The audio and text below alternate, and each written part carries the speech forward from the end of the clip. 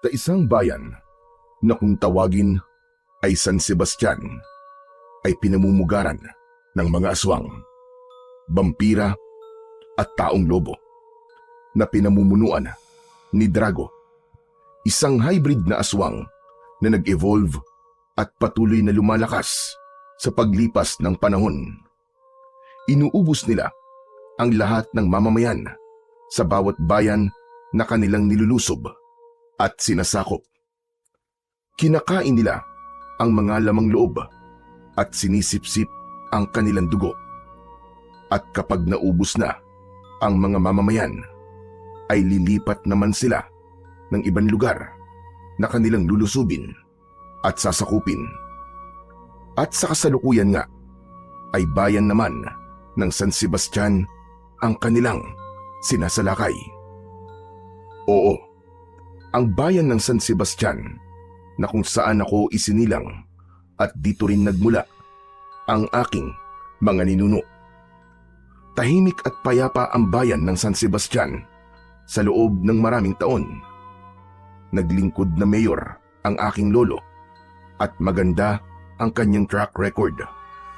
At ako man ay naglingkod din bilang hepe ng kapulisan sa loob ng mahabang panahon. Matagal na akong nagretiro pero naging aktibo pa rin ako sa ibang kaparaanan. Pinamumunuan ko ang isang grupo ng mga vigilante na nagtatanggol sa sino mang gustong manggulo sa bayang aking sinilangan. Bagamat ang pagiging vigilante ay labag sa batas, ay hinayaan na lang yon ng otoridad sa amin dahil maganda rin ang aking track record at malaki ang naitutulong namin sa pagsugpo sa kasamaan. May ilan na ring grupo ng mga tulisan at rebelde ang nagtangkang manggulo at mangulimbat sa aming bayan, pero hindi sila nagtagumpay at nagawa namin silang itaboy. At ngayon nga ay panibagong banta ang kasalukuyang hinaharap ng aking bayan.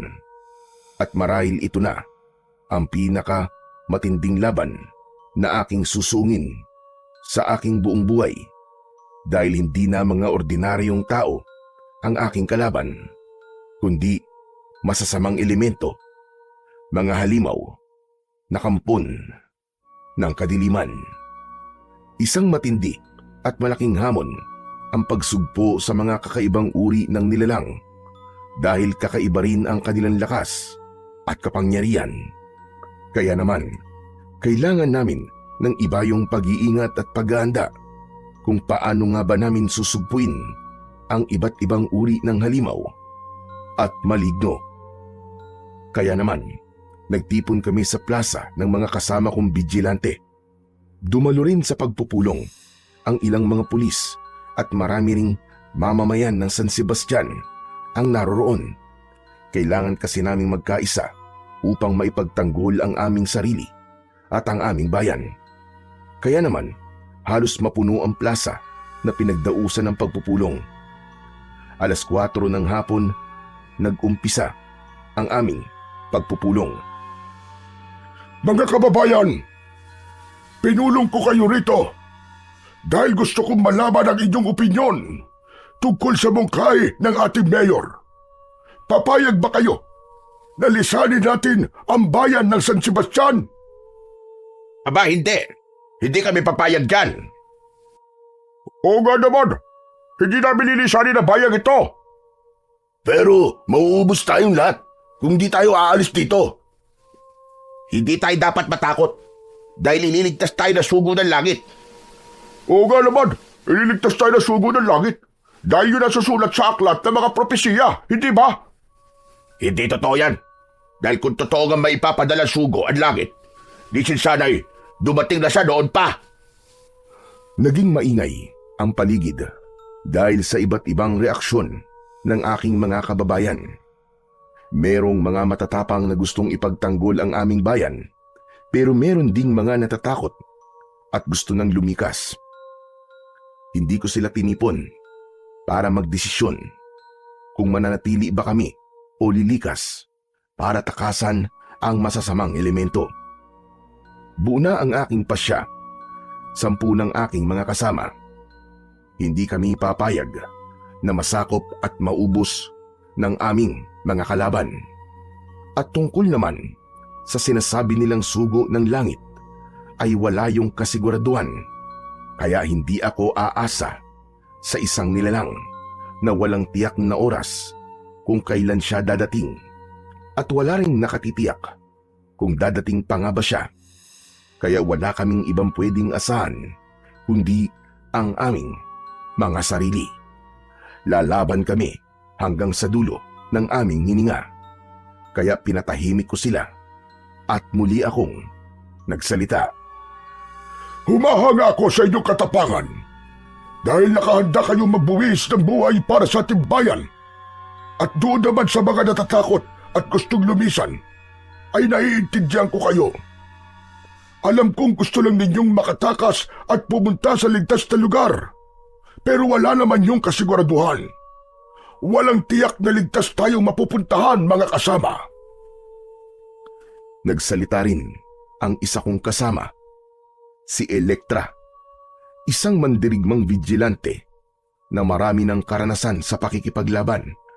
Hindi maganda ang kanyang naging karanasan dahil naging biktima siya ng malupit na mundo. 18 taong gulang siya nang maulila siya sa magulang dahil napatay sila sa isang ambush. Matinong lingkod ng bayan ang kanyang tatay. Isang tapat na gobernador na maraming kalaban sa politika at isang kurap na politiko ang nagpapatay sa kanya. Hindi nakamtan ni Elektra ang hustisya dahil na rin sa umiiral na corrupt justice system sa ating lipunan. May 2 pa siyang nakababatang kapatid na babae na napatay naman ng mga magnanakaw na miyembro ng Akyat Bahay Gang at hinalay din muna ang 2 niyang kapatid ng mga adik na magnanakaw. Mabuti na lang at wala siya sa kanyang bahay nang mangyari yun dahil malamang na naging biktima rin siya ng mga halang ang kaluluwa. Nagkataon namang miyembro ng isang vigilante group ang isa niyang kaibigan, kaya sumapi siya sa grupong yun na ang tanging layunin lamang ay puksain ang mga salot ng lipunan. May konting alam sa martial arts si Elektra at dumaan siya sa isang pagsasanay hanggang maging mahusay siya sa larangang yun ng pakikipaglaban. May kasapi rin sa kanilang grupo na Filipino-Japanese, si Hikaru, na dating ninja. Si Hikaru ang nagturo at nagsanay kay Elektra kung paano gumamit ng katana o samurai kung tawagin dito sa atin sa Pilipinas. Pero matagal nang hindi kasapi ng vigilante si Hikaru dahil pumunta siya ng Japan at hindi na nagbalik pa sa Pilipinas. Malaki ang grupo ng mga vigilanteng kinabibilangan ni Elektra. Iba't ibang klase ng tao ang kasapi rito na may iba't ibang propesyon at karamihan sa kanila ay katulad ni Elektra na naging biktima ng maras na mundo. May kasapi rin sa grupo na isang henyong chemist na nakaimbento ng balang yari sa pilak na siyang pumapatay sa mga halimaw. Hindi lang kasi mga salot ng lipunan ang naging kalaban ng kanilang grupo, kundi pati na rin mga maligno. Maging ang espada ni Elektra ay yari sa pilak at kumikinang pa dahil sa sobrang kintab. At marami ng kampon ng kadiliman ang napatay ng espadang yun, katulad ng aswang, tikbalang, vampira, kapre, taong lobo, nuno sa punso, mangkukulam, at iba't ibang uri ng maligno. Ang bawat halimaw na mahagip at mahiwa ng sandata ni Elektra ay nasusunog at nagiging abo. Si Elektra ang nag-recruit sa akin, kaya 5 taon na rin kaming magkasama sa grupo ng mga vigilante. Napatay sa isang engkwentro ang aming pinuno. At ako ang naging successor niya dahil ako ang napili ng aking mga kasama at si Elektra naman ang pinili kong maging kanang kamay. Kung tutuusin, ay may iba pang mas qualified kaysa sa akin para maging pinuno. Pero dahil na rin sa aking matagal na karanasan bilang dating hepe ng pulisya, ay ako ang pinili nila para sila ay pangunahan sa pagpapatuloy ng aming misyon. Tama si Lolo Pedong. Kailangan nating ipagtanggol ang ating bayan. Marami tayong kalaban. At hindi sila mga ordinaryong nilalang lang.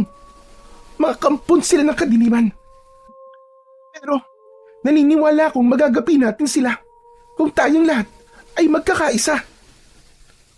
Sumang-ayon ang mga matatapang at sumigaw sila at sabay-sabay na sinambit ang katagang "Lalaban tayo! Lalaban tayo!" Hindi nakatiis si Bokyo, ang 10 taong gulang na bata na kinupkop ni Elektra dahil ulila na rin sa mga magulang na naging biktima naman ng mga holdapper.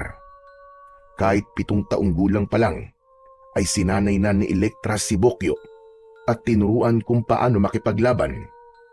Kaya sa kanyang murang edad ay may karanasan na rin siya sa pakikipaglaban at ang kanyang sandata ay isang tirador at ang ibinabala niya sa tirador, tinggang pilak na kaya ring pumatay ng mga halimaw. Nasusunog din at nagiging abo ang bawat halimaw na tinitirador ni Bokyo. Tumayo sa harapan si Bokyo at buong yabang na ipinagmalaki ang kanyang sandatang tirador. Kasama rin akong lalaban sa mga halimaw. Nakikita niyo ba tong hawak kong tirador? Ito ang aking sandata. Pilak na tingga ang bala ko rito. At marami na rin akong napatay na aswang, vampira at tikbalang. May napatay din akong kapre, katulad ng pagpatay ni David kay Goliath. Umiral na naman ang kayabangan mo, Bokyo. Tumigil ka nga. Hindi ako nagyayabang, Ate Elektra. Dahil yun naman ang totoo, di ba? Tama ang kapatid mo, Elektra.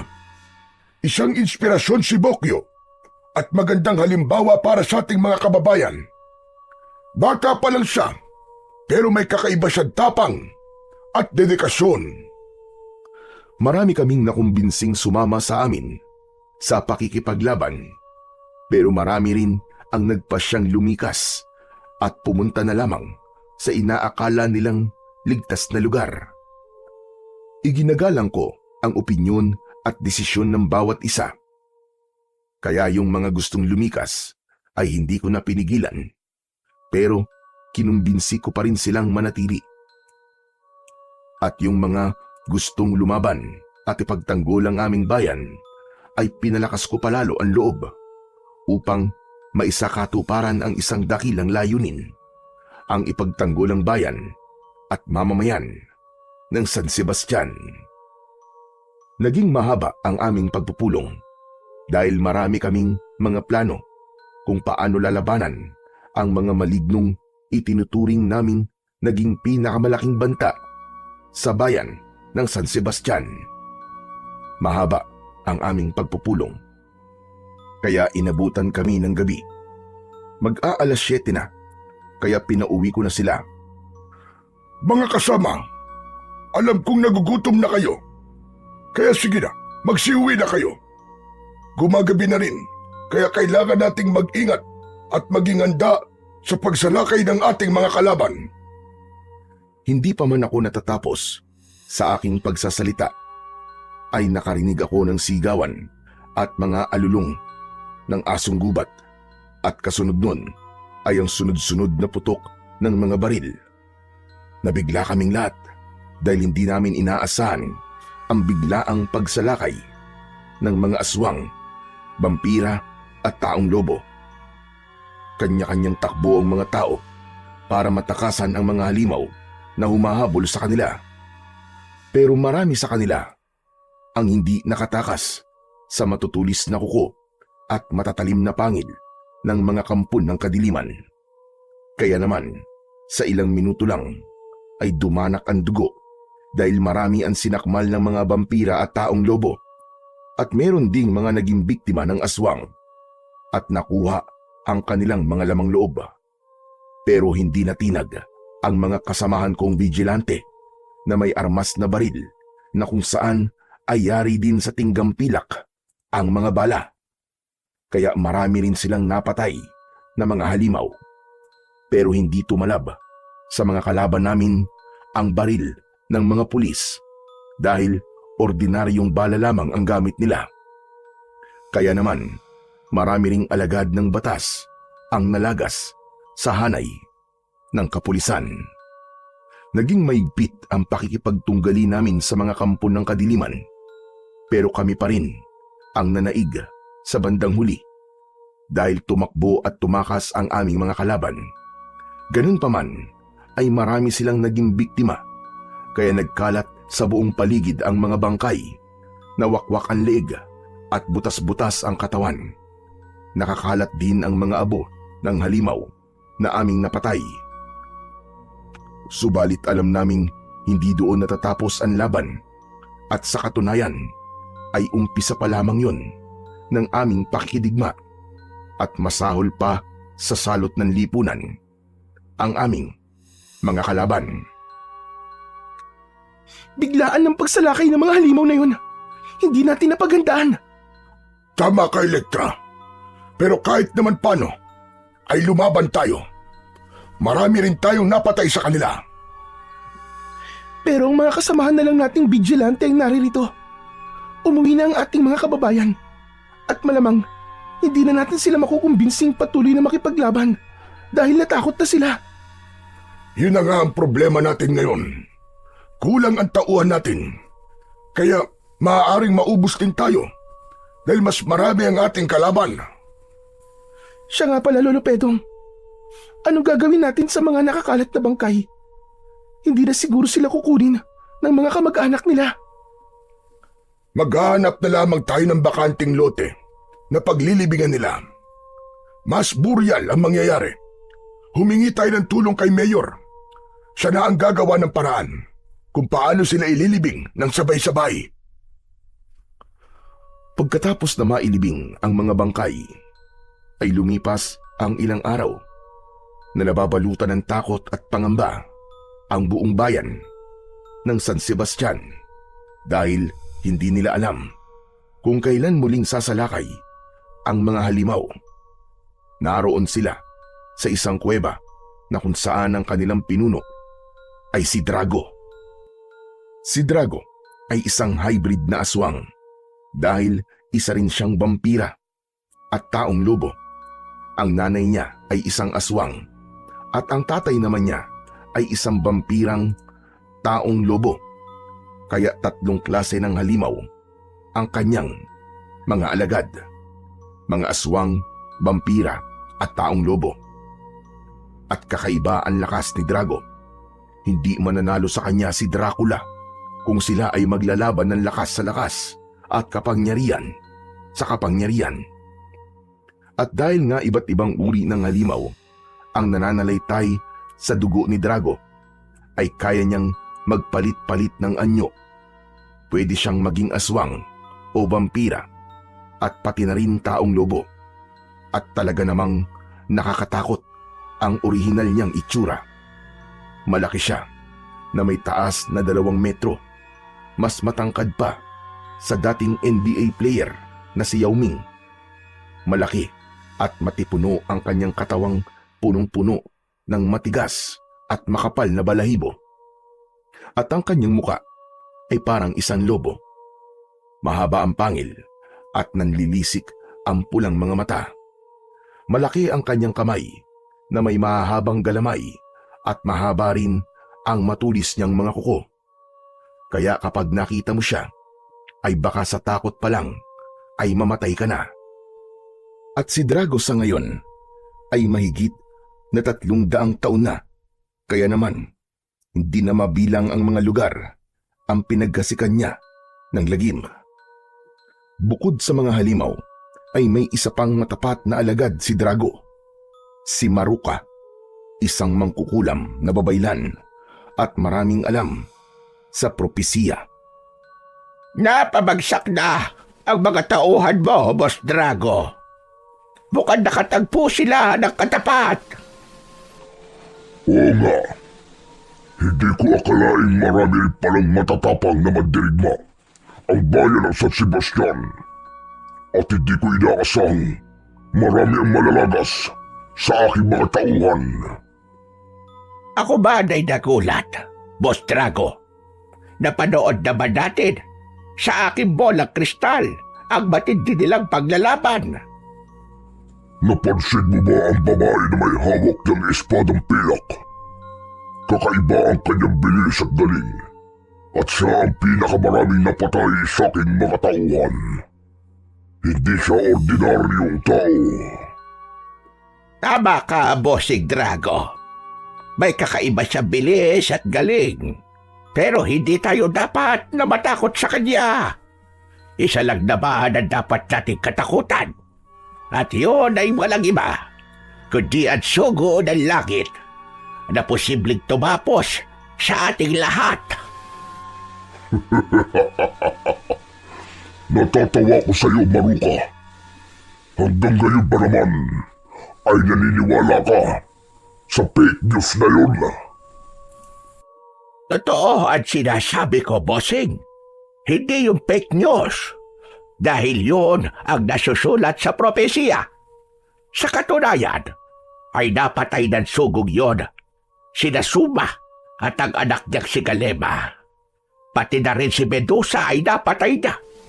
Hindi tumalab sa kanya ang kapangyarihan ni Medusa dahil hindi naging bato at sugo ng langit. At sa totoo lang, Bossing Drago, kinakabahan na ako sa kanyang pagbabalik. Pues, hindi ako natatakot sa kanya. At kapag nagkaharap kami, ay uubusin ko kanyang dugo at magpapakabusog ako sa kanyang laman. Matagal-tagal ko na rin naririnig ang tungkol sa sugo ng langit, pero hindi ko alam kung dapat ko nga bang paniwalaan ang sinasabi nilang propesiya. At kung totoo nga yun, ay hindi pa rin kami dapat na umasa roon dahil hindi namin alam kung kailan ba darating ang tinutukoy nila na sugo ng langit. Malamang na malipol kaming lahat kung hihintayin pa namin ang isang bayani na magiging tagapagligtas daw ng sanlibutan. Hindi kami dapat na mag-aksaya ng panahon. Hindi na namin hihintayin pang muli na salakayin kami ng mga halimaw. Kaya kami na mismo ang sasalakay sa kanila. Pero hindi yun ganun kadali. Kailangan muna naming malaman kung nasaan ang kanilang lunggang pinagtataguan. At meron kaming nasagap na balita na isang kuweba ang kanilang kampo. At yun ang aming aalamin. Pinuntahan namin ni Elektra ang isang gubat at hinanap namin ang kuweba na yun. Lolo Pedong, halos maghapon na tayong naghahanap. Pero hindi pa rin natin nakikita ang sinasabi nilang kuweba. Malapit na, Elektra. Nararamdaman kong malapit na tayo. Pero Lolo Pedong, malapit na rin kumagat ang dilim eh. Hindi tayo dapat abutan ng gabi rito. Delikado ang lagay natin. Oo nga, delikado na. Tama ka, umuwi na tayo. At bumalik na lang tayo rito bukas. Mabilis din naming nilisan ang kagubatan ng San Sebastian at bumalik kami sa aming kampo. Tuloy-tuloy pa rin ang ginagawa naming paghahanda, lalong-lalo na sa paggawa ng balang pilak. Kailangan bilisan namin ang aming pagkilos at paghahanda. Hindi namin alam kung kailan muling sasalakay ang mga halimaw at ayaw naming maulit ang nangyari na bigla na lang kaming nabulaga dahil bigla rin ang pagsalakay ng mga halimaw na yon. Samantala, sa kuweba na pinagkukutaan ni Drago ay meron silang binabalak ni Maruka. Hindi pala lingid sa kanilang kaalaman ang pagmamanman namin ni Elektra malapit sa kanilang kinaroroonan.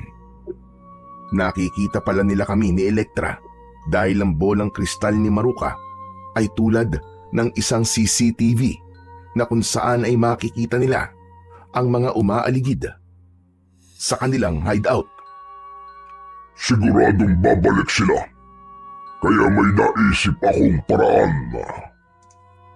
Anong paraan, Bossing Drago? May ipapagawa kong misyon sa'yo. Kailangan kita para maisakatuparan ang aking plano. Anong mission yon, Bossing Drago? Baka naman mission impossible yan, Bossing. Gusto ko yan. Patutunayan ko sa inyong mas magaling ako kay Tom Cruise at James Bond. Huwag ka lang puro yabang, Maruka. Gawin mo ng maayos ang ipinagagawa ko. Hindi ito isang laro. Kinabukasan din ay bumalik kami ni Elektra sa gubat at umaasa akong matatagpuan na namin ang hinahanap naming kuweba na pinagkukutaan ni Drago. Nagpatuloy kami sa pagsasaliksik. Alam ko, malapit na kami. Malapit na naming matagpuan ang aming hinahanap. Dito tayo huminto kahapon. At alam kong malapit na tayo. Paano? Kung makita nila tayo dito, Lolo Pedong. Kasalukuyan silang natutulog at nagpapahinga. Kaya walang makakakita sa atin. Tulog! Tulungan niyo ako! Saklolo! Isang tinig ng matandang babae ang aming narinig na humihingi ng tulong. Kaya pinuntahan namin kagad. Nakita namin si Maruka na nakahandusay at nilapitan namin. Naku, Lola! Lola, ano po nangyari sa inyo? Nahilo ako at natumba. Gutom na kasi ako. Paano yan? Wala kaming dalang pagkain dito. Ano bang ginagawa mo rito? At bakit ka napadpad dito? May mga kasama ako. Pero napatay sila. Napatay sila ng mga aswang. Diyos ko po, mabuti naman at hindi nila kayo pinatay. Matanda na raw kasi ako. At hindi na raw sariwa ang aking dugo at laman. Kaya't pinabayaan na lang nila ako. At mabaho ka na rin. Kahit naman ako yung aswang, hindi kita kakainin kahit gutom na ako. Ako rin, kahit aswang ako, hindi rin kita pag-iinteresan. Ayokong kumain ng laman na matandang panot at mukhang butike. Tama na po yan. Huwag na po kayo magtalo. Ano to? Paano yan, Lolo Pedong? Kailangan nating isama si Lola. Ano ka ba? Pendong? Bagay na bagay sa itsura mo ang pangalan mo, Pendong. Pendong Panot. Ikaw ba? Anong pangalan mo? Maruka. Pangalan pa lang, nakakasuka na. Bagay din sa'yo. Mukha ka kasing bruha. Tama. Isa ka akong bruhang magkukulab. Naku, patay. Nadulas yata ang dila ko. Ang kukulit niyo naman eh. Tayo na nga po, Lolo Pedong. Umuwi na tayo. At isama na natin si Lola Maruka. Isinama na nga namin si Maruka sa aming kampo at wala kaming kaalam-alam na yun pala talaga ang plano ni Drago. Ang gawing espiya ang alalay niyang si Maruka. Pero kung tutuusin, ay hindi nila kailangan mag-espiya dahil nakikita naman nila kami sa bolang kristal ni Maruka. Marahil ay dahil yun sa limitasyon ng bolang kristal. Nakikita nila ang aming ginagawa pero hindi naman nila naririnig ang aming pag-uusap. Kaya naman, para lang CCTV ang bolang kristal ni Maruka. Hindi namin alam kung ano talaga ang binabalak ni Drago, kaya wala rin kaming alam sa panganib na aming haharapin. At nakuha ni Maruka ang aming tiwala dahil marami siyang alam na magpapatindi sa aming pagiging curious. At yun ay walang iba, ang tungkol sa sugo ng langit. Naniniwala rin pala kayo sa sugo ng langit, Lola Maruka? Oo naman. Dahil yon ay isang propesiya na siguradong magaganap.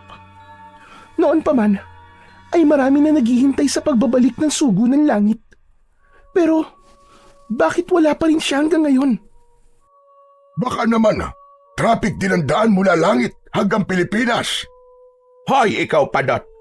Huwag mong gawin biro ang pagbabalik ng sugo ng langit. Hoy, bruha! Huwag ka rin basta-basta maniniwala sa iyong naririnig. Baka fake news lang yan. Ay nako, parehong-pareho kayo ni Bossing. Ganyan-ganyan din kasi ang kanyang sinasabi. Lola, sino pong bossing ang tinutukoy nyo? Naku patay, nadulas na naman ang dila ko. Baka si Bossing Big Soto. Tama ba ako ha, Maruka? Hindi yon. Si Bossing ko Rimawan tinutukoy ko. Hindi rin kasi siya naniniwala sa propesiya. Nang sumunod na araw, ay bumalik kami sa hinala naming pinagtataguan ni Drago. Pero hindi na namin yon makita. Hinalughog namin ang buong paligid. Subalit parang paikot-ikot lamang kami na parabang ginamitan kami ng isang mahika. Kahit na anong pagsisikap namin ay lagi kaming naliligaw at hindi namin matuntun-tuntun ang dati naming pinuntahan. At minsan pa ay inabot na kami ng takip silim. Kaya umalis na kami roon at nabigo kaming makita ang kuta ni Drago. Madilim na nang makalabas kami sa kagubatan ng San Sebastian. At sa aming paglalakad, may narinig kaming malakas na ugong. At nang kami ay tumingala, ay may nakita kaming isang sasakyang panghimpapawid. At kahit madilim, ay alam naming bilog ang hugis nun dahil may nakapalibot na maraming ilaw sa sasakyang yon. Para yung isang UFO na mabilis na bumubulusok pababa at marahil ay nawalan ng kontrol at siguradong babagsak. At ilang sandali pa ay nakarinig kami ng pagsabog dahil bumagsak nga ang sasakyang yon. Malapit lamang ang pinagbagsakan nun sa aming kinaroroonan. Halika, Elektra! Puntahan natin! Tignan natin kung ano yun! Sandali lang, Lolo Pedong. Hindi natin alam kung anong nakasakay doon. Paano? Kung alien ang mga yon? Paano natin malalaman kung hindi natin titignan, hindi ba? Pero, Lolo Pedong, Halika na! Bilisan natin! At pinuntahan na nga namin ang lugar na pinagbagsakan ng mahiwagang sasakyan. Umuusok ang wasak na sasakyan ng aming nakita at malaki rin ang uka na nilikha noon sa lupa. Wala kaming nakitang anumang nilalang, kaya hindi namin alam kung may nakasakay nga roon. Nagulat kami nang marinig namin ng isang matikas na boses mula sa aming likuran. Ako ba ang inyong hinahanap?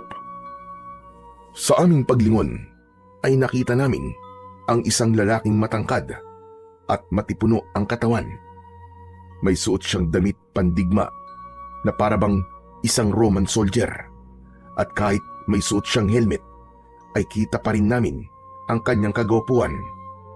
Mukha siyang artista kung tutuusin. Kamukha ni Dingdong Dantes.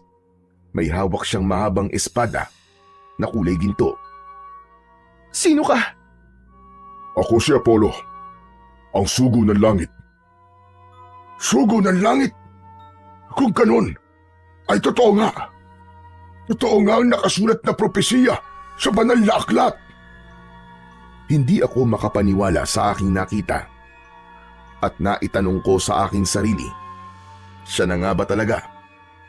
Siya na ba ang sugong tagapagligtas na matagal nang hinihintay ng sangkatauhan? Ilang sandali pa ang lumipas at nakarinig kami ng mga alulong ng taong lobo at huni ng mga vampira at aswang. Isang grupo ng mga halimaw ang papalapit na sasalakay sa amin. Huwag kayong matakot.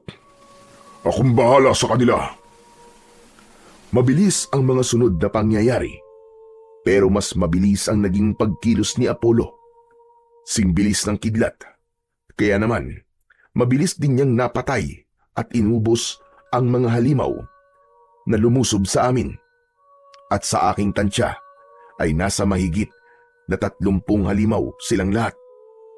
At tunay ngang kamangha-mangha ang bilis at tapang ni Apollo dahil tinapos niya ang kanyang mga kalaban sa loob lamang ng 1 minuto.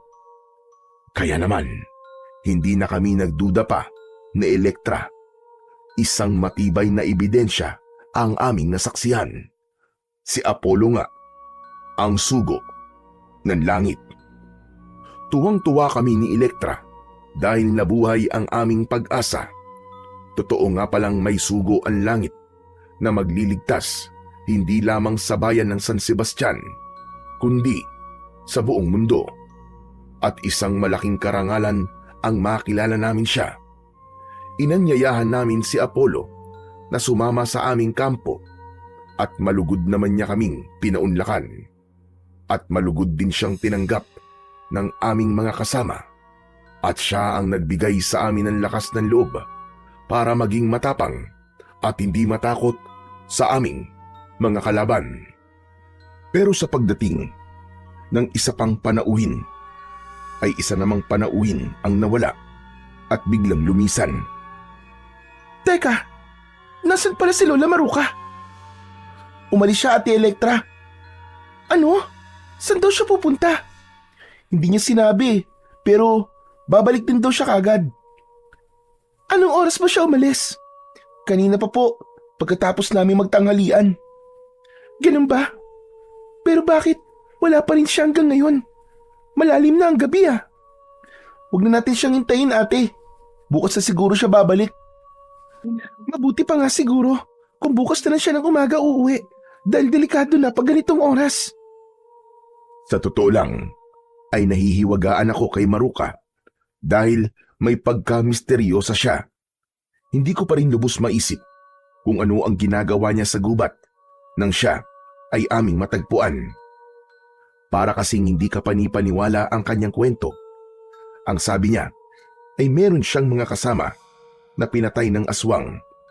Meron bang aswang na sumasalakay sa katanghalian ng araw?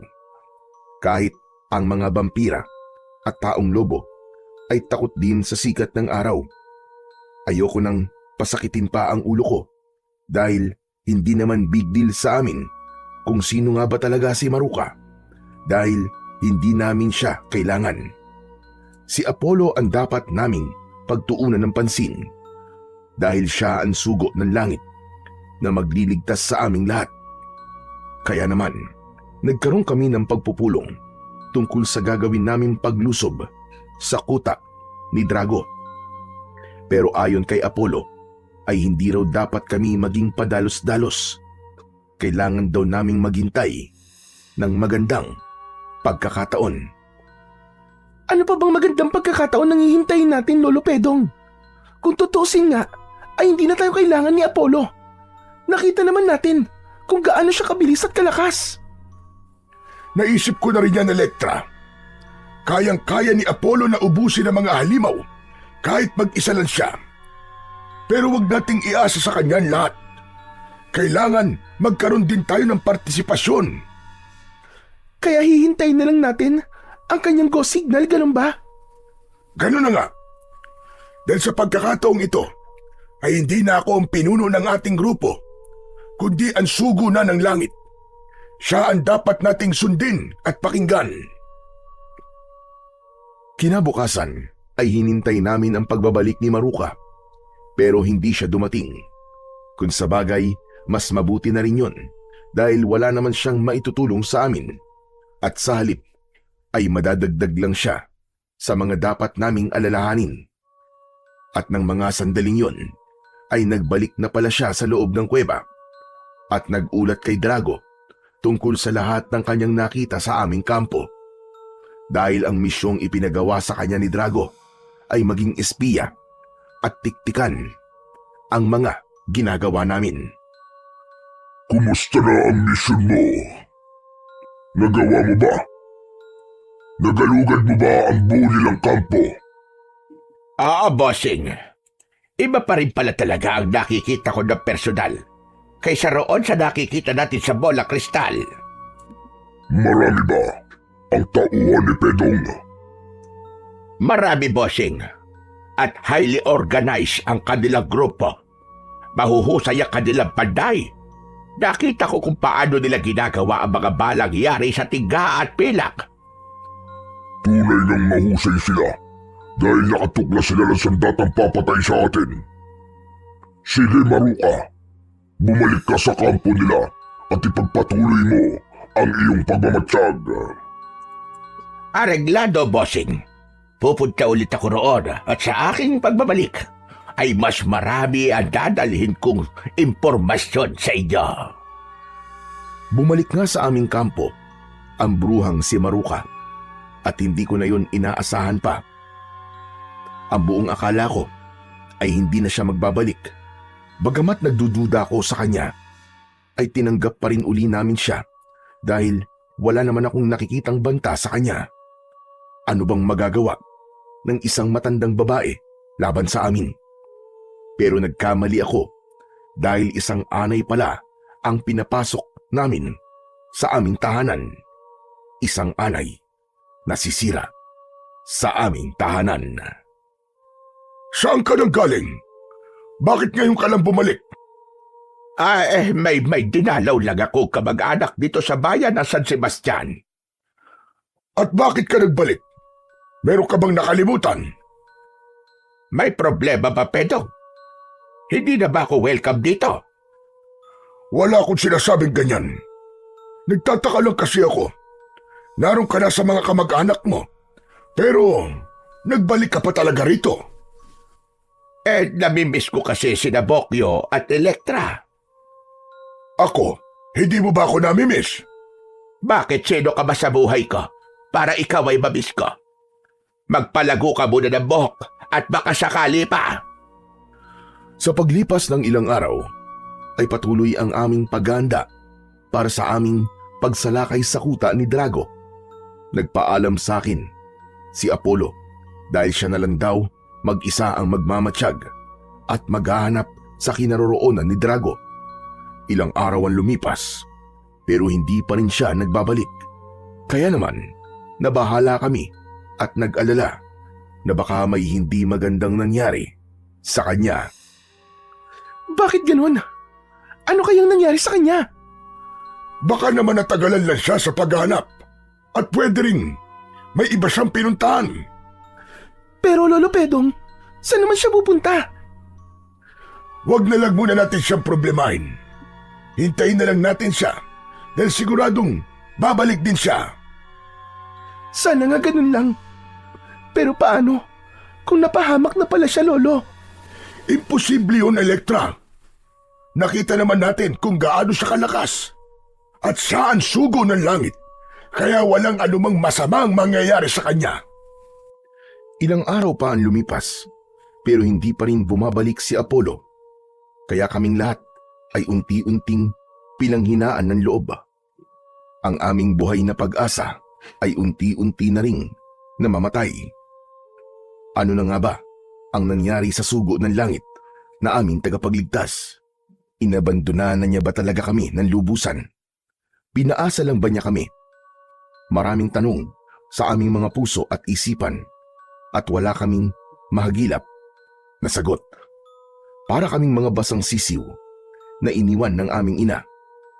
Pero hindi kami dapat maging duwag dahil sa umpisa naman ay buo na ang aming loob na lumaban kahit wala pa ang sinasabi ng propesiya na sugo ng langit.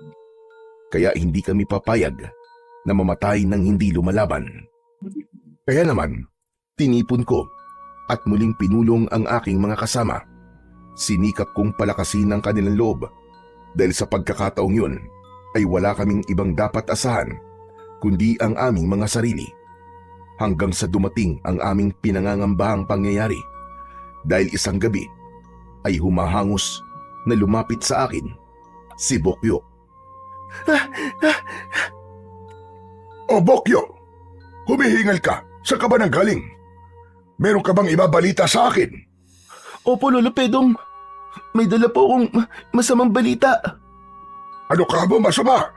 Aba, di sana'y nilagyan mo ng makeup para naman gumanda-ganda kahit papano ang ibabalita mo sa akin. Ano ba yan? Hindi po ako nakikipagbiruan sa inyo, Lolo Pedong. Okay, sige. Sabihin mo ng tinutukoy mong masamang balita. Lolo Pedong, muli pong sumalakay ang mga halimaw. Ano ka mo? Saan sila sumalakay? Pinasok po nilang bahay ni Kapitan, pati na rin po ang bahay ng kanilang mga kapitbahay. Diyos ko, humanda kayo. Tutulungan natin sila. Dali-dali kong tinipon ang aking mga tauhan at pinuntahan namin ang lugar na tinutukoy ni Bokyo. Pero huli na ang lahat. Hindi na namin inabutan ang mga halimaw at sa halip ay mga dugo ang bangkay ang aming natagpuan sa loob ng mga bahay na aming pinasok. Kaya naman, ang karamihan sa mga natitirang buhay na mamamayan ng San Sebastian ay lumikas na at nagtago sa inaakala nilang ligtas na lugar. Halos maiyak ako sa sobrang panlulumo dahil nagmistulang ghost town na ang buong bayan ng San Sebastian. At ang isa pang labis kong ikinalulungkot ay marami akong kamag-anak na kasamang naging biktima ng mga halimaw sa pangalawang beses nilang pagsalakay. Sobrang sakit dahil wala akong nagawa para maipagtanggol sila. Hindi na ako makapagtimpi. Halos manginig na ang buo kong katawan sa sobrang galit sa mga halimaw na yon. Gusto kong maghiganti pero hindi ko alam kung saan ko sila hahagilapin. Galit na galit din ang aking mga kasamang vigilante dahil marami rin sa mga kamag-anak nila ang naging biktima ng mga halimaw. Kinabukasan ay muli kong tinipon ang aking mga tauhan. Hindi ko alam kung saan ang eksaktong lugar na pinagtataguan ni Drago at ng kanyang mga alagad, pero pupunta pa rin kami sa pinuntahan namin ni Elektra. Ilang beses na kaming naligaw sa lugar na yon, pero sisikapin pa rin naming matuntun ang kuta ni Drago. Kasama man namin o hindi, ang sugo ng langit. Maaga tayong sasalakay sa kuta nila. Susurpresahin natin sila habang sila ay natutulog at nagpapahinga. Tama si Lolo Pedong. Huwag na nating hintayin pa ang muli nilang pagsalakay. Kaya tayo na mismo ang sasalakay sa kanila. Siyempre kasama ako. Uubusin natin lahat ang mga salbayang halimaw na yon. Ako rin. Sasama rin ako sa inyo. Apollo! Ikaw ba yan? Diyos ko, maraming salamat at dumating ka. Hindi ko inaasahan na magbabalik si Apollo. Ang buong akala ko talaga ay pinabayaan na kami at iniwan ng sugo ng langit dahil halos 1 linggo na siyang nawala. Humingi siya ng paumanhin dahil natagalan ng kanyang pagbabalik. Marami pa raw kasi siyang ibang bagay na inasikaso at hindi na ako nag-usisa pa. Ang mahalaga ay kasama na namin siya at nakatitiyak akong kami ay magtatagumpay. At meron siyang magandang balita. Alam na raw niya kung nasaan ang kuta ni Drago at ng kanyang mga alagad. Kaya pinangunahan niya kami sa lugar na dapat naming puntahan. Halos 2 oras din kaming naglakad dahil maraming pasikot-sikot kaming dinaanan. Pagod na pagod kami nang makarating kami sa isang kuweba. May natitira pa naman kaming lakas kahit pagod na pagod kami, pero hindi ko alam kung sapat nga ba yun para kami ay magwagi. Hindi kami dapat mangamba at matinag dahil kasama namin ang sugo ng langit na aming tagapagligtas. Kaya kahit anong mangyari, kami ay kanyang poproteksyonan at ipagtatanggol. Pumasok kami sa loob ng kuweba at padilim ng padilim habang lumalayo ang aming nilalakad. Ang ilan sa amin ay may dalang sulo, tangkay ng kawayan na may telang nag-aapoy ang dulo, at yun ang nagsisilbing liwanag sa aming dinadaanan hanggang sa makarating kami sa mismong kinaroroonan ni Drago Hindi namin siya nakikita, pero naririnig namin ang kanyang boses. Maligayang pagdating. Kanina ko pa kayong hinihintay. Mabuti naman at nakarating kayo sa aking palasyo. Umalingaw sa buong paligid ang malakas na boses ni Drago at dahil nga hindi namin siya nakikita ay nagpalinga-linga kami sa buong paligid. Hindi talaga namin siya nakita at nagpatuloy lamang siya sa pagsasalita. Gutom na ba kayo? Gusto niyo ba kumain? O baka gusto ninyong kayo ang aming kainin? Hindi pa rin namin nakita ang pinagmumulan ng boses na yon. At dahil sa huli niyang sinabi, kami ay naalarma at natakot at lalo kaming nangamba dahil napansin naming wala na si Apollo. Hindi namin alam kung saan siya nagpunta. Saglit lang kaming nalingat at bigla na siyang naglaho. Oh, bakit kayo natigilan? Naduduwag na ba kayo? Nasaan na pala ang ipinagmamalaki ninyong sugo ng langit? Sino ka ba? At nasaan ka? Ikaw ang tuwag dahil ayaw mo magpakita sa amin! Isang putok ng baril ang aking pinakawalan. Magkahalong takot at panggigigil ang aking nararamdaman. Maging ang mga kasama ko ay natatakot na rin. Huwag mong sayangin ang iyong bala. Ireserba mo yan. Huwag kang pikon dahil lalo ka lang pumapangit. Ano ka ba? Walang hiya ka! Magpakita ka sa akin! Lumabas ka! 2 putok pa uli ang aking pinakawalan. Nanggigigil na talaga ako. Alam ko na hindi ako dapat mawala sa focus, pero dismayado talaga ako dahil naisahan kami ni Apollo. Matagal na pala nilang pinag-usapan ni Drago ang gagawing pagpapanggap bilang sugo ng langit. Isinakripisyo ni Drago ang ilan niyang alagad na napatay ni Apollo at ngayon nga ay nahulog sila sa isang patibong dahil si Apollo mismo ang nagdala sa kanila sa harapan ni Drago. Kaya gano'n na lang ang pagkadismaya ko. Relax lang, Lolo Pedong. Sayang ang bala.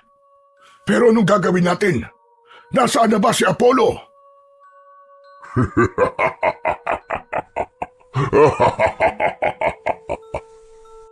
Ayop ka. Bakit ka matawa ng tawa? Meron ba nakakatawa?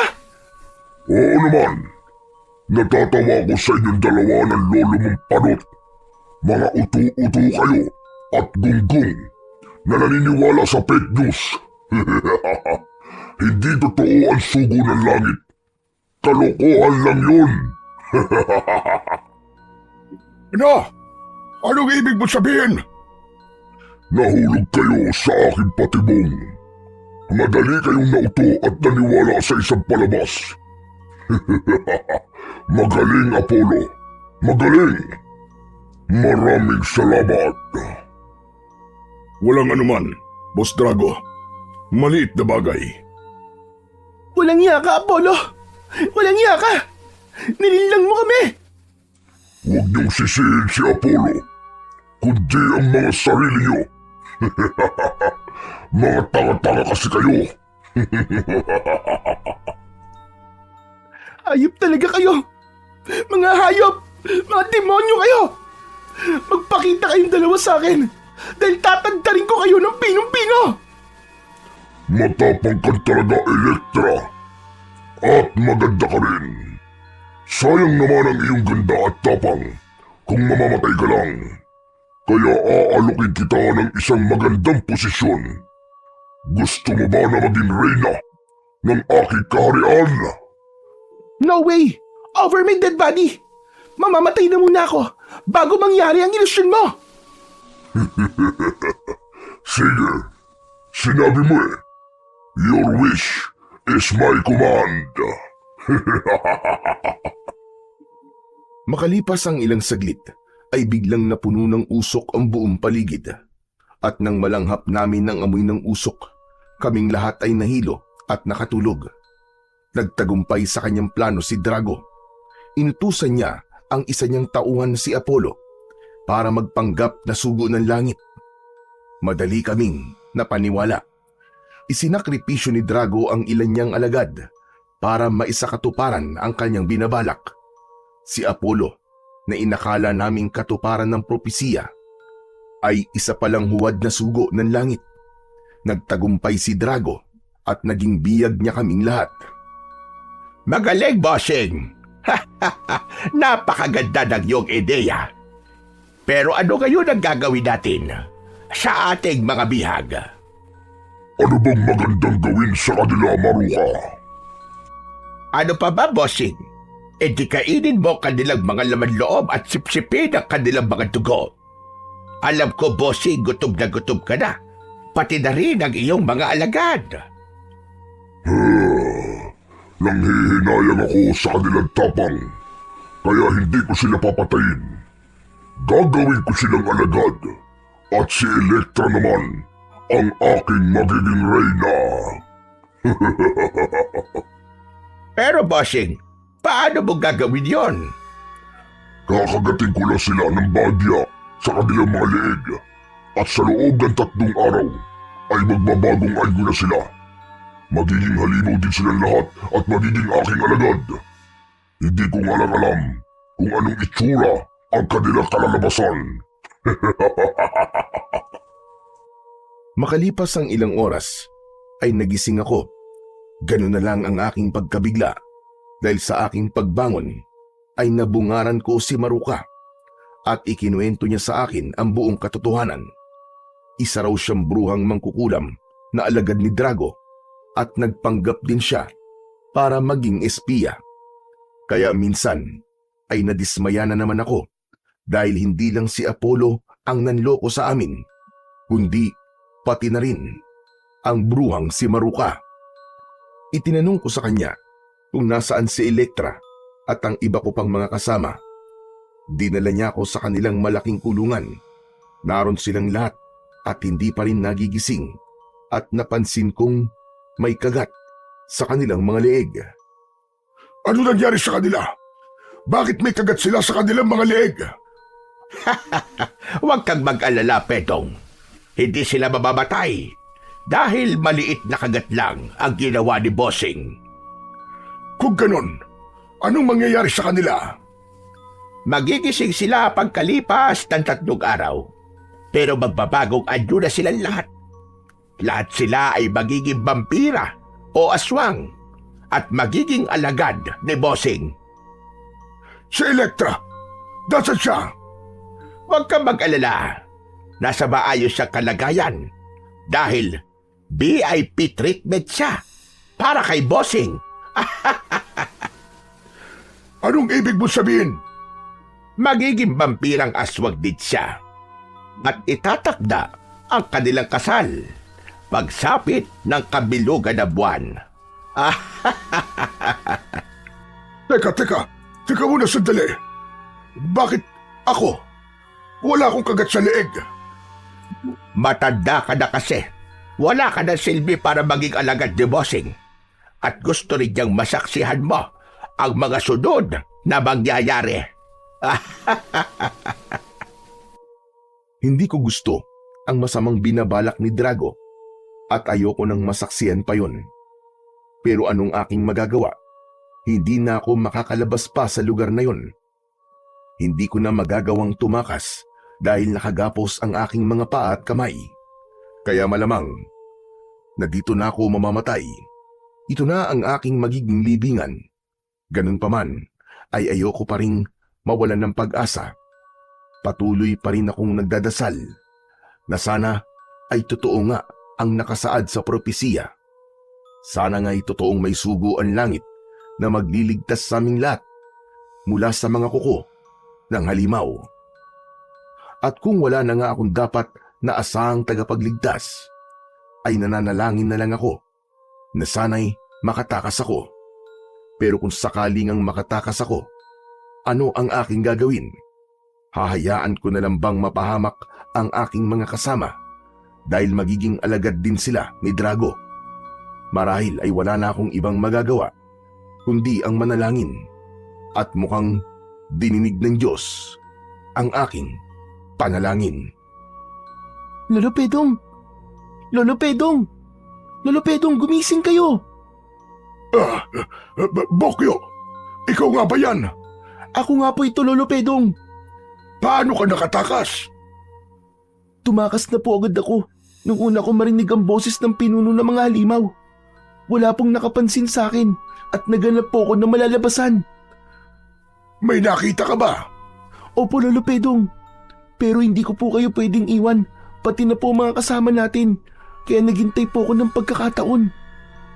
Nasaan na po si Ate Electra? Biyag ni Drago si Electra at magiging halimaw din siya pagkatapos ng 3 araw. Magiging alagad siya ni Drago, pati na rin ang ating ibang mga kasamaan. Paano po nangyari yun? Huwag ka na magtanong.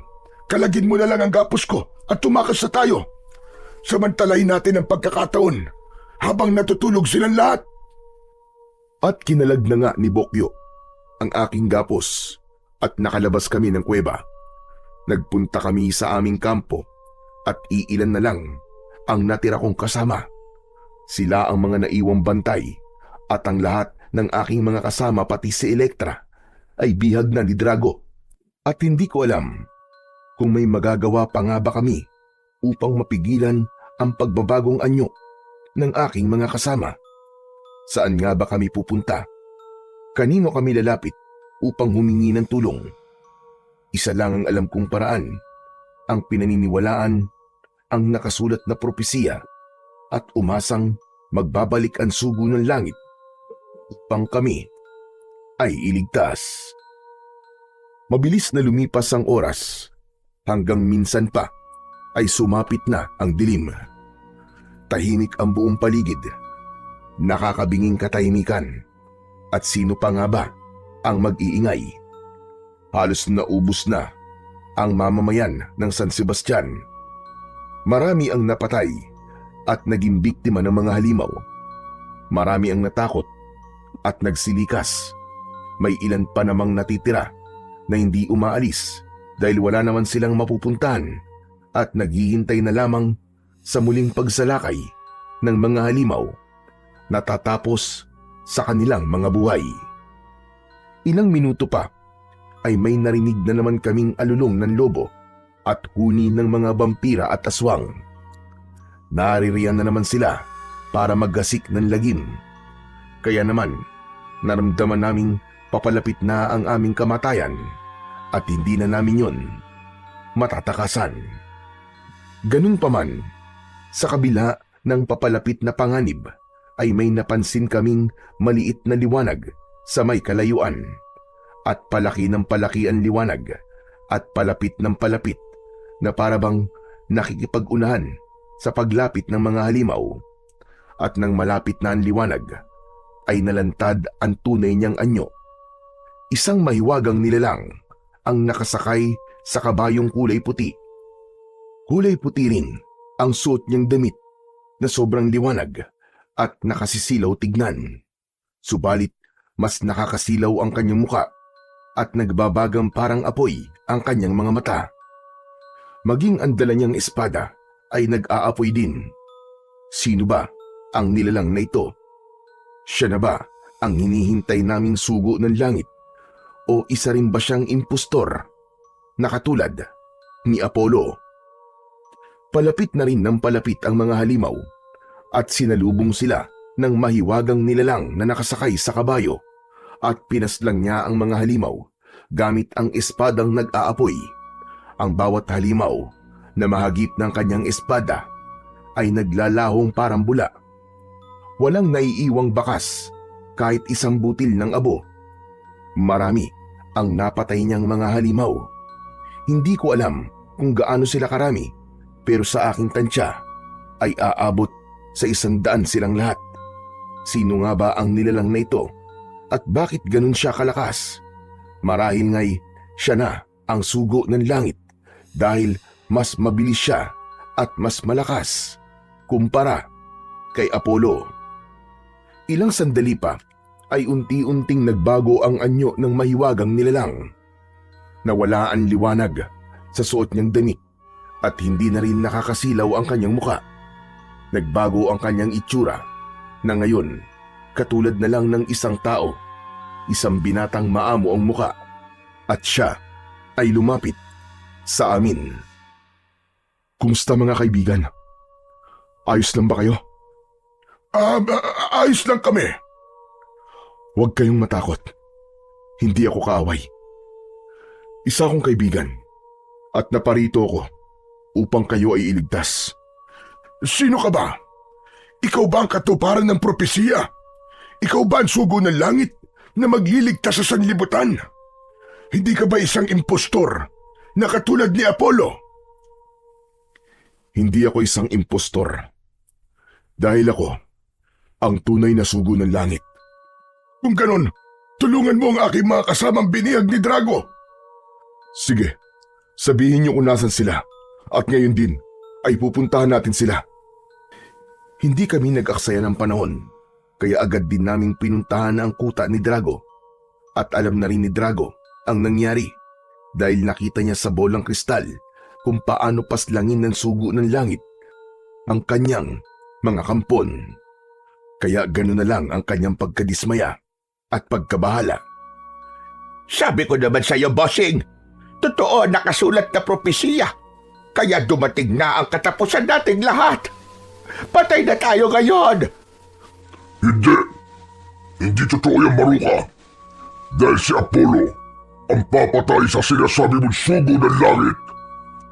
Nakita mo naman, bossing, kung gaano siya kalakas. Kaya maging si Apollo ay walang magagawa laban sa kanya. Tumahimik ka. Ayoko nang makakarinig ng kahit na ano tungkol sa lecheng sugo ng langit na yan. Tignan mo, bossing. Tignan mo ang aking bola kristal.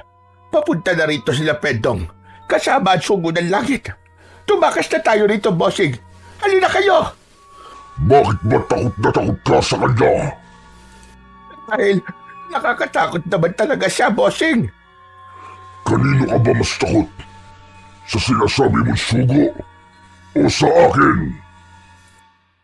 Nanlisik ang mga mata ni Drago at inilabas niya ang kanyang mahaba at matutulis na pangil. Bossing naman, huwag mo kong tignan ng ganyan na para bang lalapain mo ako. Lalapain talaga kita kapag napikon ako sa'yo, Maruka. Pasensya na, bossing. Pasensya na. Kinakabahan lang talaga ako. Kaya parang gusto kong tumakas. Hindi. Hindi tayo tatakas. Dahil ako mismo. Ako ang papatay sa sugo ng langit. Kahit madilim ang aming dinadaanan, ay natuntun pa rin namin ang kuta ni Drago. At sa bungad pa lang ng kuweba, ay sinalubong na kami ng isang katerbang alagad ni Drago. Biglang nagbago ang anyo ng sugo at minsan pa, nagliwanag ang kanyang damit. Nagliwanag din at nakasisilaw ang kanyang muka at nag-aapoy ang kanyang mga mata at nag-aapoy din ang hawak niyang espada. Nasa isang sulok lang kami ni Bokyo at pinapanood namin ang umaatikabong bakbakan. Sugo ng langit laban sa mga halimaw na kampon ng kadiliman. May mga halimaw ding sumasalakay sa amin pero napatay namin sila dahil may armas pa rin akong baril at dala naman ni Bokyo ang kanyang tirador. Meron ding ilang halimaw na naduwag at tumakbo upang matakasan ang hagupit ng umaapoy na espada. At nang wala na ang mga kalaban ay lumitaw si Apollo, ang pinakamalakas na alagad ni Drago, at nagbago ang anyo ni Apollo dahil isa siyang taong lobo at tunay na napakalaki niya. Mas malaki pa siya kay Drago. Malaki ang kanyang ulo, kaya naman mahaba ang kanyang nguso at napakarami niyang pangil na sintigas ng bakal. Mas mahaba rin at mas matulis ang kanyang mga kuko kumpara kay Drago, pero mas malakas pa rin at mas makapangyarihan si Drago kaysa sa kanya. Pumapangalawa lang siya kay Drago. Buong tapang na kinalaban at sinagupa ni Apollo ang sugo ng langit. Naging mahigpit ang kanilang pagtutuos, pero sa bandang huli ay nanaig pa rin ang liksi at bilis ng sugo ng langit. Nahagip si Apollo ng nag-aapoy na espada, kaya siya namatay at biglang naglaho. At ang pangyayaring yun ay napanood ni na Drago at Maruka sa bolang kristal. Maliwanag pa sa sikat ng araw, bossing. Sa nag-aansugo ng langit. Nagawa niyang paslagin ang iyong pinakamalakas na alagad. Kaya tayong dalawa naman ang kanyang isusunod. Pwede ba? Huwag kang magulo, Maruka. Dahil nakakahawa ang iyong kaduwagan. Bakit, bossing? Hindi ka ba naduduwag? Hindi ka ba natatakot? Hindi. Anong hindi? Ay ano? Kitang-kita sa itsura mo. Tumigil ka, Maruka. Pag hindi ka pa tumigil, kakainin kita ng buo. Maniwala ako sa'yo. Talaga ba? Sige nga. Oh, eto ang leeg ko. Kagatin mo ko. Sige. Naku po, anak ka ng teteng. Puro libag ang leeg mo, Maruka. Kaya pala ang lakas na loob mo. Dahil alam mong hindi kita papatusin. Pero ano ang gagawin natin ngayon, bossing? Paano natin haharapin ang sugo ng langit? Dalawa na lang tayo rito. Dahil marami na sa iyong mga alagadan tumakas. Kaya tumakas na rin tayo. Sabi ko naman sa'yo, hindi ako tatakas. Papatayin ko ang sugo ng langit. Wala nang makakapigil sa amin, kaya pumasok na kami sa loob ng kuweba. Madilim sa loob, pero ang nag-aapoy na espada ng sugo ng langit at ang makintab niyang puting kasuotan ang nagsilbing liwanag. Tahimik at wala kaming makita sa loob. Marahil ay nagtatago na si Drago at nanginginig sa sobrang takot. Pati na rin ang bruhang si Maruka dahil nakita nila ang kakaibang lakas at kapangyarihan ng sugo ng langit. Lumabas ka na, Drago! Huwag kang magtago at harapin mo na ang iyong kamatayan! Humanda ka, Drago! Dahil dumating na ang iyong katapusan! Hanggang dyan na lang kayo! Isang hakbang pa ninyo ay papatayin ko ang bata nito! Ayop ka! Demonyo ka! Bitiwan mo ako! Bigla palang pumasok sa loob si Bokyo upang hanapin ang ate niyang si Elektra at nakita siya ni Drago. Nasaksihan naman ni Drago mula sa bolang kristal kung gaano kalakas ang sugo ng langit, kaya nakaramdam din siya ng takot. Ayaw niyang makipagsapalaran, kaya hindi siya lalaban ng parehas. At may naisip nga siyang paraan kung paano pasusukuin ang sugo. Hinuli niya ang bata at ginawa niyang panangga at kasangkapan para maipagtanggol ang kanyang sarili at hindi makakilos ang sugo. Wala siyang magagawa dahil hawak ni Drago ang leeg ni Bokyo at sa isang sakal lang niya ay siguradong todas ang pobreng bata. Pilit na pumipiglas naman si Bokyo. Ano ba? Sinabi ng bitiwan mo ako eh! Bitiwan mo ako! Huwag ka nang pumalag dahil hindi ka na makakatakas. Huwag ka nang makulit. Sa pilit na pagpupumiglas ni Bokyo ay nagawa niyang kagatin ang isang daliri ni Drago. Aray ko, hayop ka talagang kutog lupa ka. Gusto mo bang ikaw naman ang kagatin ko? Huwag, Drago! Huwag mo siya sasaktan! Sumuko ka na kung ayaw mo mapahamak ang kutong lupang ito.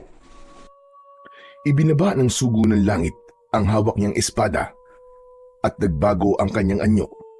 Katulad ng dati ay bumalik siya sa anyong tao bilang tanda ng kanyang pagsuko. Hindi niya maaatim na mapahamak ang isang inosenteng nilalang, kaya wala siyang ibang nagawa kundi ang sumuko at maging biyag ni Drago. Iginapos ng mahigpit ang kanyang mga paa at kamay. At gano'n na lang ang aking panlulumo at tinanong ko ang aking sarili. Ano na ang mangyayari sa amin? Nabihag na ang sugo, kaya nabihag na rin ba ang aming pag-asa? Ito na ba ang aming katapusan? Saan nga ba hahantong ang lahat? At paano na si Elektra at ang iba ko pang mga kasama, magiging halimaw na rin ba sila at mapapabilang sa alagad ni Drago? Hayop ka, demonyo ka! Anong gagawin mo sa sugo ng langit? Secret! Sige, Drago. Tumawa ka hanggang gusto mo. Dahil sa amin pa rin ang huling halakhak. Di titignan natin. Isinusumpa ko tanda. Babaligtarin ko ang nakasulat na propesiya. Ano ba talagang gagawin mo sa sugo ng langit? Maghintay ka na lang, matandang panot. Dahil mapapanood mo ang isang magandang palabas. It's showtime! Inipon ni Drago ang natitira niyang mga tauhan dahil sa araw na yun ay magdadao siya ng isang engranding selebrasyon dahil sa gabing yun ay ipagdidiwang nila ang kanilang tagumpay dahil nabihag na nila ang sugo ng langit. Iginapos ni Drago ang mga kamay ng sugo at hinubaran ng damit na pang-itaas at pagkatapos ay itinali rin ang kanyang mga paa at binti at ibinitin ng patiwarik at pagkatapos ay kumuha siya ng latigo at hinagupit niya ang sugo ng langit sa buong katawan. Tuwang-tuwa namang nanonood ang kanyang mga alagad. Bawat hagupit ay dumalatay at may tumitilamsik pang dugo. Kaya ipinikit ko na lang ang aking mga mata dahil hindi ako makatagal sa aking nakikita. Ganun pa man, kahit nakapikit ang aking mga mata, ay naririnig ko naman ang lakas ng bawat hagupit, pati na rin ang mga impit na daing ng sugo. Damang-dama ko rin ang nararamdaman niyang sakit at paghihirap. Ibiniti na nga siya ng patiwarik at pagkatapos ay hinagupit pa ng latigong maraming matutulis na sima. Tuloy-tuloy ang hagupit ni Drago at huminto lamang siya nang siya ay mapagod. Punong-puno ng latay at sugat ang iba't ibang bahagi ng katawan ng sugo at duguan na rin siya. Tuwang-tuwa si Drago sa kanyang nakikita at ilang malulutong na halakhak ang kanyang pinakawalan at maging ang kanyang mga alagad ay nagtawanan din. At ako naman ay nanlumo at napaiyak. Hindi ko lubos maisip kung yun ba talaga ang nakatakdang mangyari. Nilapitan ni Drago ang sugo at nilibak pa niya ito. Ganon siya kakampante dahil alam niyang hawak na niya ang tagumpay. O ano, sugo? Kumusta na? Masarap ba? Kaya mo pa ba? Sige, Drago. Tuparin mo ang iyong papel para matupad ang propesiya. Katarantaduhan ang sinasabi niyong propesiya. Mga hangal lang at baliwang naniniwala roon. Patutunayan ko sa inyo na walang kwenta ang inyong pinaniniwalaan. Dumating na ang inyong katapusan. Ang dami mong pinatay sa aking mga tauhan, kaya papatayin din kita. Pero dahan-dahan lang para maramdaman mo ang lupit ng aking pagiganti at kung ano ang iyong natikman ngayon. Umpisa pa lamang yan. Tama na, Drago! Tama na! Maawa ka sa kanya! Patawad talaga ang matandang panot na ito. Sasabihan mo kung maawa. Sabi ko naman sa'yo, manood ka na lang. Gusto mo bang bigyan pa kita ng popcorn at soft drinks para naman lalo ka mag-enjoy sa aking palabas? Pero sobrang pagpapahirap na ang ginawa mo sa kanya. Tama na yun! Nag-uumpisa pa lang ako, kaya hindi pa ako tapos. Sabi ko naman sa'yo, mag-relax ka lang at mag-enjoy sa panonood. Inutusan niya ang ilan niyang tauhan. Lumabas sila ng kuweba at sa kanilang pagbabalik ay may dala na silang krus na kahoy. May ibinigay din sila kay Drago na isang maso at 3 malalaki at mahahabang pako. Kaya nahulaan ko ang kanyang binabalak. Anong gagawin mo? Ipapako mo ba sa krus ang sugo? Huwag kang magtanong. Manood ka na lang. Gustong magpakabayani ng ipinagmamalaki ninyong sugo ng langit. Kaya pagbibigyan ko siya. Inutusan uli ni Drago ang ilan niyang mga alagad para kalagahan ang gapos ng sugo. Hindi na halos siya makatayo at makalakad, kaya kinaladkad na lang siya papunta sa krus na kahoy. Inihiga nila ang sugo at inumpisahan na ni Drago na ipako sa krus ang dugo ang binata. Unang ipinako ni Drago ang kanang kamay ng sugo. Hawak siya sa braso ng dalawang aswang at sa kabilang braso ay dalawa namang vampira. At hawak naman ni Drago ang maliit na maso na ginawa niyang pampukpok sa pako. Kaya minsan pa ay ipinikit ko ang aking mga mata. Pero naririnig ko naman ang paghampas ng maso sa pako, pati na rin ang daing ng sugo.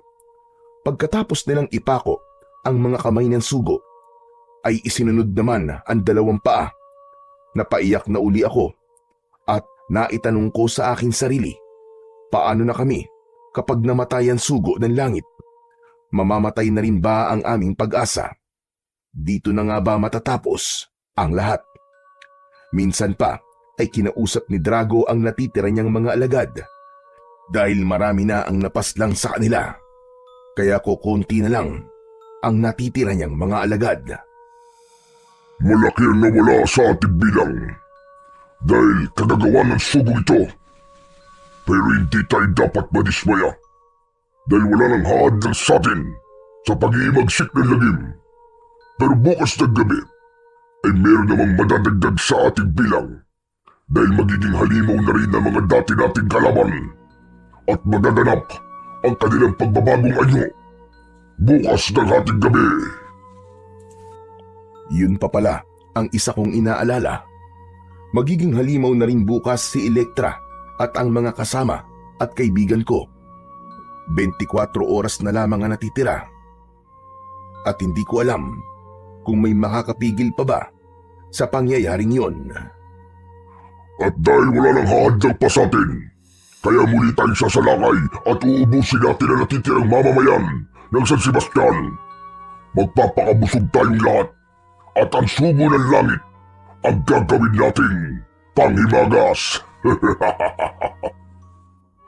Bago humayo si Drago at ang mga alagad niya, ay kinausap muna niya si Maruka. Paano, Maruka? Ikaw na munang bahala rito. Aalis muna kami at magpapakabusog. Babantayan mo mabuti ang batang si Bokyo at yung matandang panot. Lalong-lalo na ang talo ng sugo ng langit kuno. Pero bossing, hindi pa tayo pwedeng maging kampante. Bakit? Ano ba problema? Huwag mo na uling babanggitin ang anumang bagay na may kinalaman sa propesiya dahil babatukan na talaga kita. Yun nga mismo, bossing, ang pinangangambahan ko. Dahil ayon sa propesiya, ay dadaan sa matinding paghihirap ang sugo ng langit. Yun mismo ang ginawa mo. Tinupad mo ang nakasulat sa propesiya. Ano pa bang dapat natin ikabahala? Nakapako na sa krus ang sugo ng langit at wala na siyang magagawa. At mamaya, sa aming pagbabalik, ay siya naman ang aming kakainin. Uubusin namin ang kanyang lamang loob at iinimin namin ang lahat ng kanyang dugo. Pero bossing, hindi magandang ideya yan.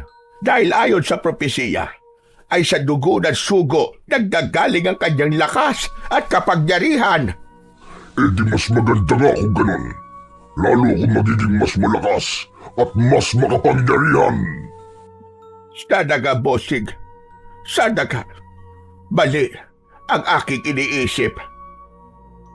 Umalis na si Drago at ang kanyang mga alagad upang salakayin ang natitirang mamamayan ng San Sebastian, kaya wala na akong ibang magagawa kundi ang maghintay sa kanilang pagbabalik at saksihan ang gagawin nila sa sugo ng langit.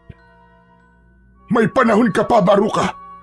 Hindi pa uli ang lahat para lisanin mo ang iyong baluktot na landas. Pwede ka pang magbago. Bakit? Ano ba sa palagay mo dapat kong gawin?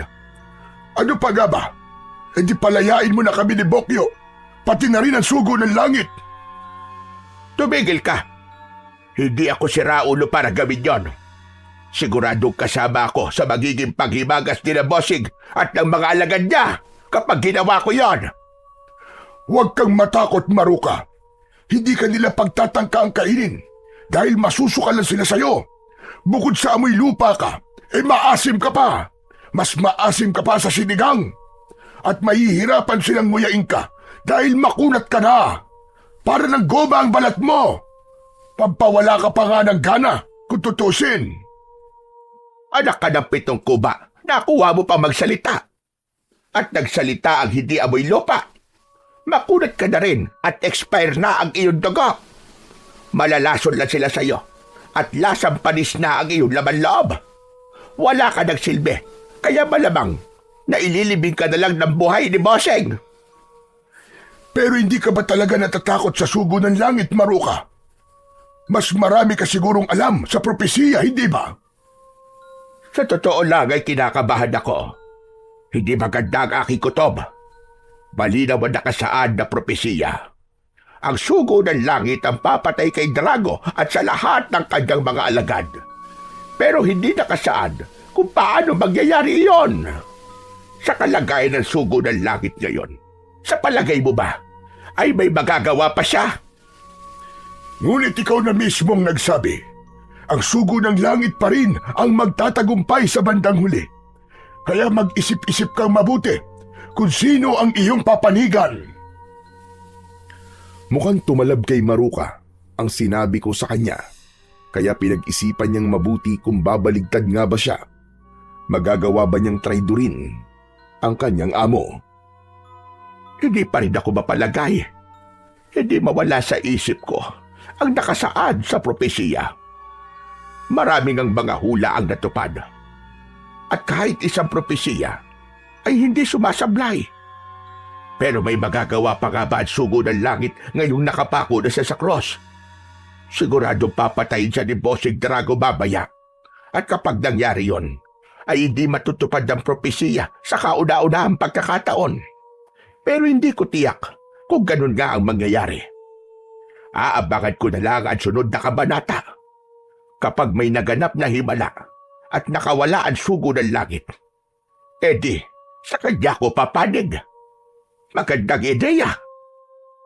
Halos 1 oras lang ang nakalipas ay bumalik na kagad si Drago at ang kanyang mga alagad. Busog na busog sila dahil marami silang nabiktima.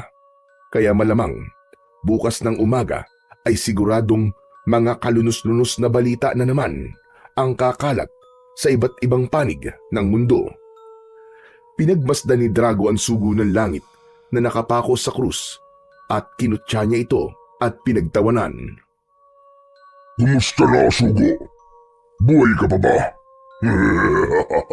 Kawawa ka naman dahil mamaya gagawin naming alak ang iyong dugo at gagawin namin pulutan ang iyong laman.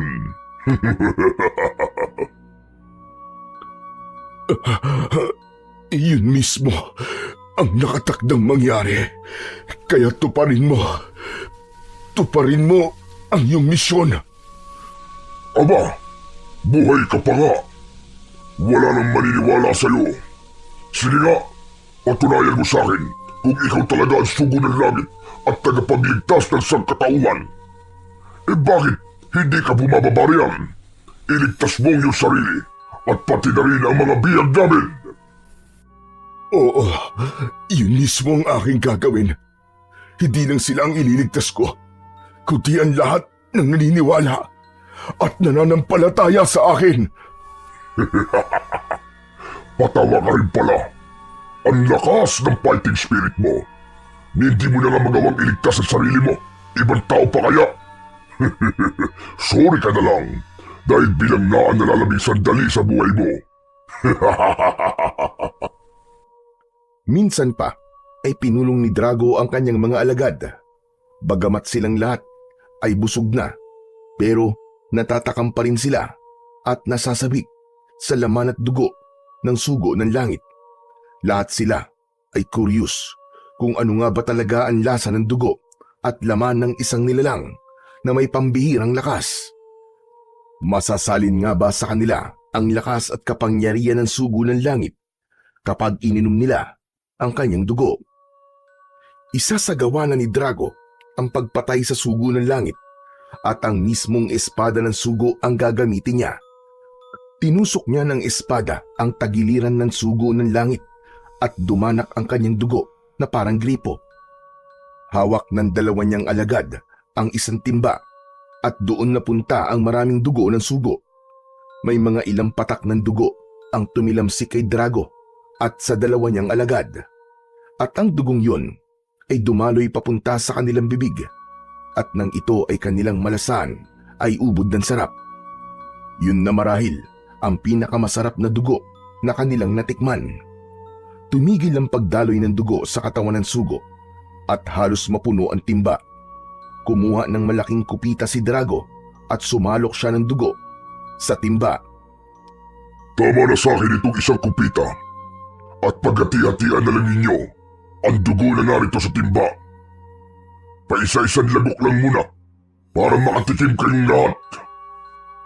Tuwang-tuwa ang mga aswang na pinagpiestahan ang dugo ng sugo at isang himala ang nangyari. Mahigit 100 silang lahat pero lahat sila ay maraming nainom at may natira pang kalahating timba. Lahat sila ay hindi makapaniwalang ganong kasarap ang dugo ng sugo at sobrang ginhawa sa katawan ang kanilang naramdaman. Maging si Drago ay ganon din. Kakaiba talaga ang sarap at linamnam ng dugo ng sugo. At hindi lang yon, dahil may kakaibang epekto sa kanila ang dugong yon. Dahil pakiramdam nila ay hindi lang na doble, kundi na triple pa ang kanilang lakas. Pumulot ng isang tipak na matigas na bato ang isang aswang at dinurog niya ito sa kanyang mga palad. Namangha ang mga nakakita, kaya ganun din ang kanilang ginawa. Sinubukan nila sa iba't ibang paraan, pero mas kakaiba ang lakas na ipinamalas ni Drago. Hinawakan niya ang ulo ng maso at napipi ito sa kanyang mga palad ng kanyang pisilin. Hindi pa rin nakontento ang mga alagad ni Drago. Lumabas sila ng kuweba para masubukan kung gaano talaga sila kalakas. At minsan pa ay namangha sila dahil mas mabilis na silang tumakbo at mas mataas na silang tumalon. Ibang-iba talaga ang lakas at liksi nila kumpara sa dati. Muli silang pumasok sa kuweba at nagpatuloy sila sa pagdidiwang. Isa itong magandang pangyayari mga kasama. Dahil nasalid sa ating lahat ang lakas at kapangyarihan ng sugo ng langit. Mas mapapadali ang pagsakop natin sa bawat bayan na ating pupuntahan at lalo kong magiging tanyag sa buong mundo. Hindi rin ako makapaniwala sa aking nasaksiyan. Bakit nga ba nagkaganon? Nangangahulugan bang mas marami silang mabibiktima at mas magiging mabilis ang paggasik nila ng lagim? Hindi ko talaga maintindihan kung bakit nangyayari ang mga ito. Lalo silang naging malakas at mas marami ang magagawa nilang pinsala sa ating lipunan. At kung tutuusin, ay parang tinulungan pa sila ng sugo ng langit para umangat ng ilang antas ang lakas at kapangyarihan ng mga kampon ng kadiliman. Paano yan, Lolo Pedong? Lalo silang lumakas ngayon. Kaya nga, siguradong mas marami na silang mabibiktima. Ano pong gagawin natin? Wala na po ang sugo ng langit. Patay na po siya. Hindi pa siya patay, Bokyo. Mukhang humihinga pa siya. Pero wala na po siyang magagawa, Lolo Pedong. Halos maubos na po ang kanyang dugo. Tama ka. Wala na tayong ibang magagawa kundi ang maghintay kung ano ba ang ating magiging kapalaran. Kung tutusin, ay mas mabuti pa kami ni Bokyo kumpara kay Elektra at sa iba pa naming kasama dahil magiging halimaw din sila at mas gugustuhin ko pang ako ang maging biktima ng isang aswang kaysa naman ako ang maging aswang. At sa pagkakataong yon ay tuluyan na akong nawalan ng pag-asa.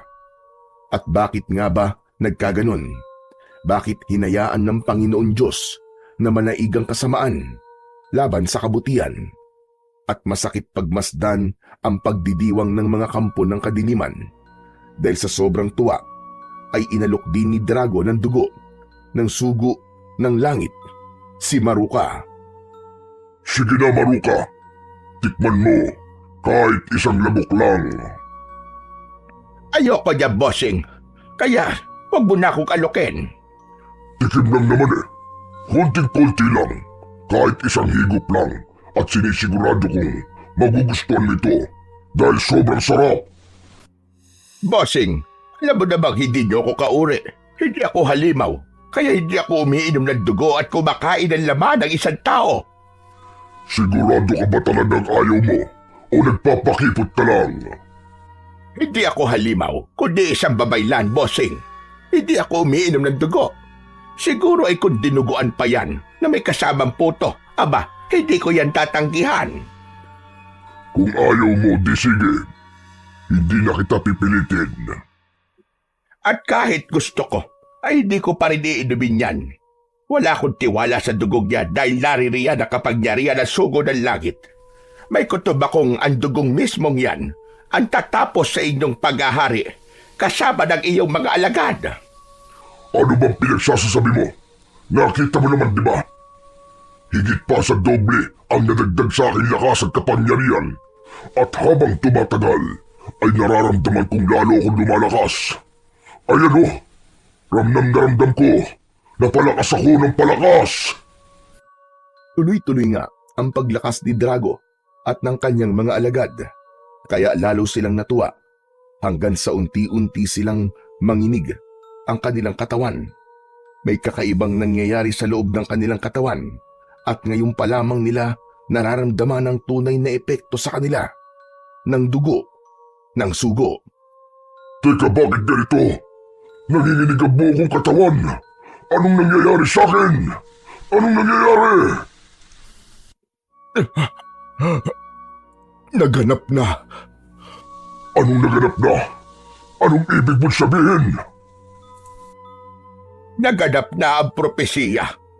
Ang dugo na sugo ng langit ang tatapos sa iyo at sa iyong mga alagad. Nahulog ka sa isang patibong. Ang dugong inaakala mong magbibigay sa iyo ng dagdag na lakas at kapangyarihan ay siya palang pupuksa sa iyo. Kaya sorry ka na lamang, bossing. Dahil ito na ang iyong katapusan. Hindi maaari. Hindi totoo ito. Patuloy na nanginig si Drago at ang kanyang mga alagad na para silang nangingisay dahil hindi kayang i-absorb ng kanilang katawan ang sobrang lakas at kapangyarihan ng dugo ng sugo ng langit. Patuloy ang kanilang panginginig at napapasigaw na si Drago dahil para bang may matinding lason at mabagsik na kamandag ang ininom niyang dugo. Maging ang mga alagad niya ay napasigaw na rin, kaya isang nakakarinding sigaw at alulong ang maririnig sa loob ng kuweba. Palakas ng palakas ang kanilang pangingisay at unti-unting pumutok ang kanilang mga ugat hanggang sa sumabog ang kanilang katawan at nangamatay silang lahat. Nasunog din ang kanilang mga bangkay at naging abo.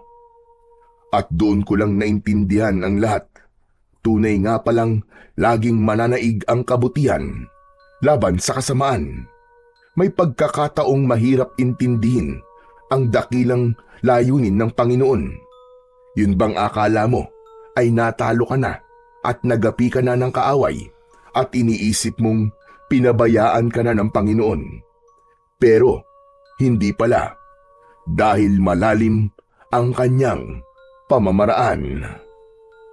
Lumapit ako sa sugo ng langit.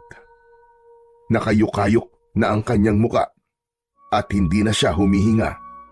Marahil hanggang doon na lang talaga ang buhay niya dahil natapos na ang kanyang misyon. Alam kong maririnig mo pa rin ako. Kaya gusto kong magpasalamat sa iyo. Maraming salamat dahil tinupad mo ang iyong misyon nang naaayon sa propesiya. Tunay ngang nagmula ka sa kalangitan na para bang isang anghel na inihulog sa amin ng langit. At ang pangyayaring ito ay hinding-hindi namin malilimutan. At ito ay maitatala sa mga kasaysayan ng San Sebastian. Uulitin ko, maraming salamat sa iyo, Sugo ng Langit.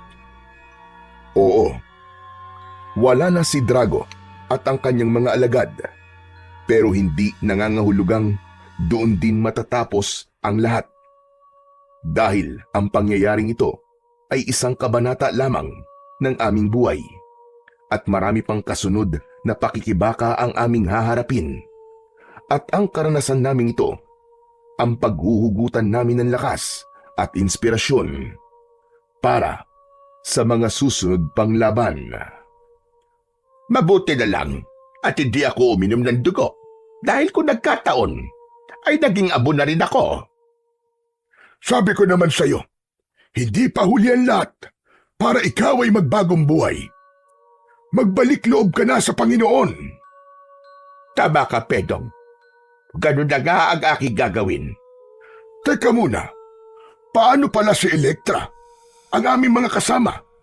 Hindi pa rin sila nagigising. Anong mangyayari sa kanila? Magiging halimaw pa rin ba sila kahit patay na si Drago?